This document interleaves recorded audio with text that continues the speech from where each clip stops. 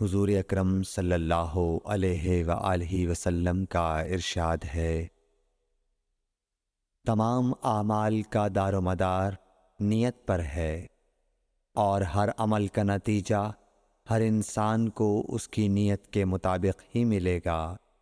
پس جس کی ہجرت دولت دنیا حاصل کرنے کے لیے ہو یا کسی عورت سے شادی کی غرض سے ہو، پس اس کی ہجرت انہی چیزوں کے لیے ہوگی جن کے حاصل کرنے کی نیت سے اس نے ہجرت کی۔ صحیح بخاری حدیث نمبر 1۔ حضور اکرم صلی اللہ علیہ وآلہ وسلم نے فرمایا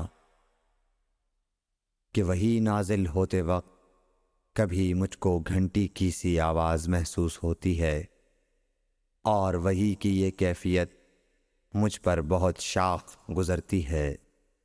جب یہ کیفیت ختم ہوتی ہے تو میرے دل و دماغ پر اس فرشتے کے ذریعے نازل شدہ وحی محفوظ ہو جاتی ہے، اور کسی وقت ایسا ہوتا ہے کہ فرشتہ بشکل انسان میرے پاس آتا ہے اور مجھ سے کلام کرتا ہے، پس میں اس کا کہا ہوا یاد رکھ لیتا ہوں۔ صحیح بخاری حدیث نمبر 2۔ حضرت صلی اللہ علیہ وآلہ وسلم پر وحی کا ابتدائی دور اچھے سچے پاکیزہ خوابوں سے شروع ہوا۔ آپ خواب میں جو کچھ دیکھتے وہ صبح کی روشنی کی طرح صحیح اور سچا ثابت ہوتا۔ پھر من جانب قدرت آپ تنہائی پسند ہو گئے، اور آپ نے غار حرا میں خلوت نشینی اختیار فرمائی، اور کئی دن اور رات وہاں مسلسل عبادت اور یاد الہی و ذکر میں مشغول رہنے لگے۔ جب تک گھر آنے کو دل نہ چاہتا توشہ ہمراہ لیے ہوئے وہاں رہتے۔ توشہ ختم ہونے پر ہی اہلیہ محترمہ حضرت خدیجہ رضی اللہ تعالی عنہا کے پاس تشریف لاتے، اور کچھ توشہ ہمراہ لے کر پھر وہاں جا کر خلوت گزین ہو جاتے۔ یہی طریقہ جاری رہا یہاں تک کہ آپ پر حق منکشف ہو گیا، اور آپ غار حرا ہی میں قیام پذیر تھے کہ اچانک حضرت جبرائیل علیہ السلام آپ کے پاس حاضر ہوئے اور کہنے لگے کہ اے محمد پڑھو۔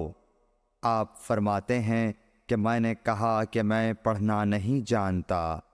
آپ صلی اللہ علیہ وسلم فرماتے ہیں کہ فرشتے نے مجھے پکڑ کر اتنے زور سے بھینچا کہ میری طاقت جواب دے گئی، پھر مجھے چھوڑ کر کہا پڑھو۔ میں نے پھر وہی جواب دیا کہ میں پڑھا ہوا نہیں ہوں۔ اس فرشتے نے مجھ کو نہایت ہی زور سے بھینچا کہ مجھ کو سخت تکلیف محسوس ہوئی، پھر اس نے کہا کہ پڑھ۔ میں نے کہا میں پڑھا ہوا نہیں ہوں۔ فرشتے نے تیسری بار مجھ کو پکڑا اور تیسری مرتبہ پھر مجھ کو بھینچا، پھر مجھے چھوڑ دیا اور کہنے لگا کہ پڑھو اپنے رب کے نام کی مدد سے جس نے پیدا کیا اور انسان کو خون کی پھٹکی سے بنایا۔ پڑھو اور آپ کا رب بہت ہی مہربانیاں کرنے والا ہے۔ پس یہی آیتیں آپ حضرت جبرائیل علیہ السلام سے سن کر اس حال میں غار حرا سے واپس ہوئے کہ آپ کا دل اس انوکھے واقعے سے کانپ رہا تھا۔ آپ حضرت خدیجہ کے ہاں تشریف لائے اور فرمایا کہ مجھے کمبل اوڑھا دو، مجھے کمبل اوڑھا دو۔ لوگوں نے آپ کو کمبل اوڑھا دیا۔ جب آپ کا ڈر جاتا رہا تو آپ نے اپنی زوجہ محترمہ حضرت خدیجہ رضی اللہ تعالی عنہا کو تفصیل کے ساتھ یہ واقعہ سنایا، اور فرمانے لگے کہ مجھ کو اب اپنی جان کا خوف ہو گیا ہے۔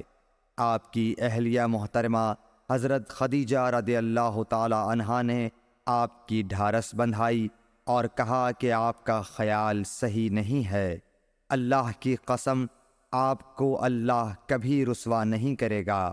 آپ تو اخلاق فاضلہ کے مالک ہیں، آپ تو کنبہ پرور ہیں، بے کسوں کا بوجھ اپنے سر پر رکھتے ہیں، مفلسوں کے لیے آپ کماتے ہیں، مہمان نوازی میں آپ بے مثال ہیں، اور مشکل وقت میں آپ امر حق کا ساتھ دیتے ہیں۔ ایسے اوصاف حسنہ والا انسان یوں بے وقت ذلت و خواری کی موت نہیں پا سکتا۔ پھر مزید تسلی کے لیے حضرت خدیجہ رضی اللہ تعالی عنہا آپ کو ورقہ بن نوفل کے پاس لے گئیں، جو ان کے چچا زاد بھائی تھے اور زمانہ جاہلیت میں نصرانی مذہب اختیار کر چکے تھے اور عبرانی زبان کے کاتب تھے۔ چنانچہ انجیل کو بھی حسب منشائے خداوندی عبرانی زبان میں لکھا کرتے تھے۔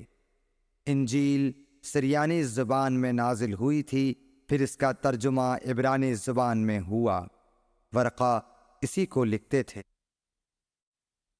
وہ بہت بوڑھے ہو گئے تھے، یہاں تک کہ ان کی بینائی بھی رخصت ہو چکی تھی۔ حضرت خدیجہ رضی اللہ تعالی عنہا نے ان کے سامنے آپ کے حالات بیان کیے اور کہا کہ اے چچا زاد بھائی، اپنے بھتیجے محمد صلی اللہ علیہ وسلم کی زبانی ذرا ان کی کیفیت سن لیجئے۔ وہ بولے کہ بھتیجے، آپ نے جو کچھ دیکھا ہے اس کی تفصیل سناؤ۔ چنانچہ آپ صلی اللہ علیہ وآلہ وسلم نے از اول تا آخر پورا واقعہ سنایا، جسے سن کر ورقہ بے اختیار ہو کر بول اٹھے کہ یہ تو وہی ناموس معزز رازدان فرشتہ ہے جسے اللہ نے حضرت موسیٰ علیہ السلام پر وحی دے کر بھیجا تھا۔ کاش میں آپ کے اس عہد نبوت کے شروع ہونے پر جواں عمر ہوتا، کاش میں اس وقت تک زندہ رہتا جب کہ آپ کی قوم آپ کو اس شہر سے نکال دے گی۔ رسول کریم صلی اللہ علیہ وآلہ وسلم نے یہ سن کر تعجب سے پوچھا کہ کیا وہ لوگ مجھ کو نکال دیں گے، حالانکہ میں تو ان میں صادق و امین و مقبول ہوں؟